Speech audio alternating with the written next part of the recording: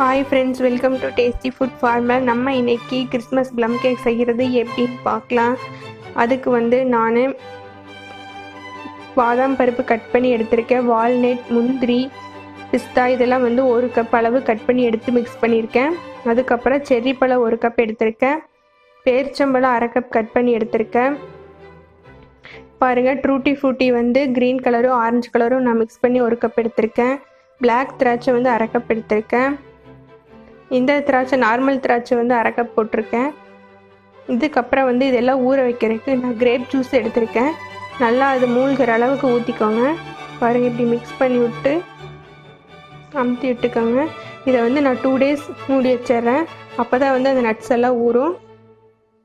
2 daysக்கு அப்புறம் பார்த்திங்கன்னா நல்லா உப்பி வந்திருக்குது பார்த்தீங்களா. இதுக்கப்புறம் நான் ஒரு பேன் அடுப்பில் வச்சு 1 கப் சர்க்கரை போட்டு 1/2 டம்ளர் தண்ணி ஊற்றி நல்லா பாகு மாதிரி காய்ச்சி எடுத்து வச்சுக்கிறேன். பாருங்கள், சர்க்கரை நல்லா கரைஞ்சிருச்சு. இதை அப்படியே எடுத்து வச்சுக்கலாம், ஆறட்டும். அடுத்தது நம்ம கேக் ரெடி பண்ணிக்கலாம்.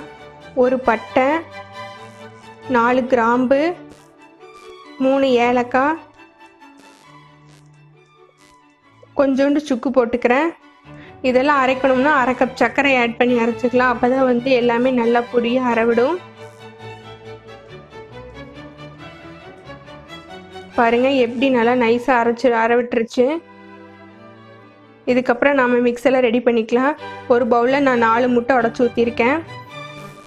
அதுக்கப்புறம் 1 கப் உருக்கிய வெண்ணெய் ஊற்றிருக்கிறேன். இப்போ நம்ம அரைச்சி வச்சுருக்கோம்ல, அதை உள்ளே போட்டு மிக்ஸ் பண்ணிக்கலாம். அதுக்கப்புறம் 1 teaspoon baking powder, 1/2 teaspoon baking soda, இதை நல்லா மிக்ஸ் பண்ணிக்கிறேன். பார்த்திங்கன்னா இப்போ நல்லா மிக்ஸ் பண்ணியாச்சு. இதுக்கப்புறமா 1/2 டீஸ்பூன் உப்பு, 1 கப் சர்க்கரை,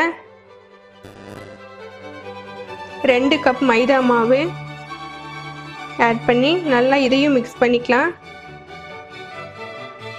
நல்லா மிக்ஸ் பண்ணியாச்சு. இதுக்கப்புறம் 1 டீஸ்பூன் கோகோ பவுடர் போடுறேன். 1 டீஸ்பூன் வெண்ணிலா எசன்ஸ் ஊற்றிக்கோங்க.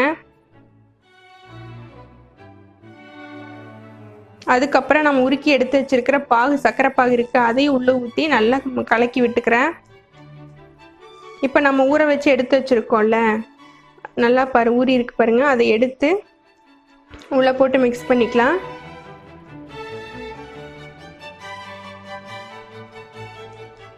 நல்லா உள்ளே போட்டுட்டு எல்லாம் இதையும் நல்லா மிக்ஸ் பண்ணி விட்டுக்கங்க. நம்மளுக்கு இப்போ கேக் மிக்ஸ் ரெடி ஆயிடுச்சு. இதை நான் கேக் வைக்கிற பாத்திரத்தில் நல்லா நெய் தடவிக்கங்க.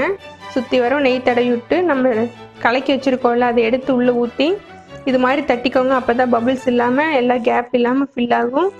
இதுக்கப்புறம் நான் மேலே டெக்கரேட்டுக்காக முந்திரியும் பிளாக் திராட்சையும் வச்சுருக்கேன்.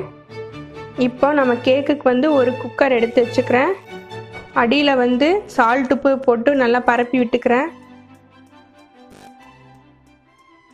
பாருங்க, இது மாதிரி பரப்பிட்டு இது மாதிரி ஒரு ஸ்டாண்ட் வச்சு இதுக்கு மேலே நம்ம கேக் ஊற்றி வச்சுருக்கேன்ல, அதை எடுத்து உள்ளே வச்சுக்கிறேன். இப்போ மேலே மூடி போட்டுக்கிறேன். இதில் நீங்கள் வெயிட் போட வேண்டியதில்லை. வெயிட் போடாமல் மூடி மட்டும் போட்டு சிம்மில் வச்சுருங்க. ஒரு 50 நிமிஷம் வேகணும்.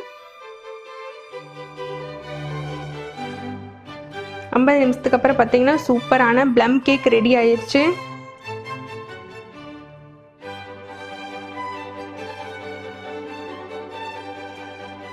இந்த டிஷ் உங்களுக்கு பிடிச்சிருந்துச்சுன்னா லைக் பண்ணுங்கள், ஷேர் பண்ணுங்கள், கமெண்ட் பண்ணுங்கள். டேஸ்டி ஃபுட் ஃபார்முலா சேனலை சப்ஸ்கிரைப் பண்ணுங்கள். மறக்காமல் பெல் ஐக்கானை கிளிக் பண்ணுங்கள்.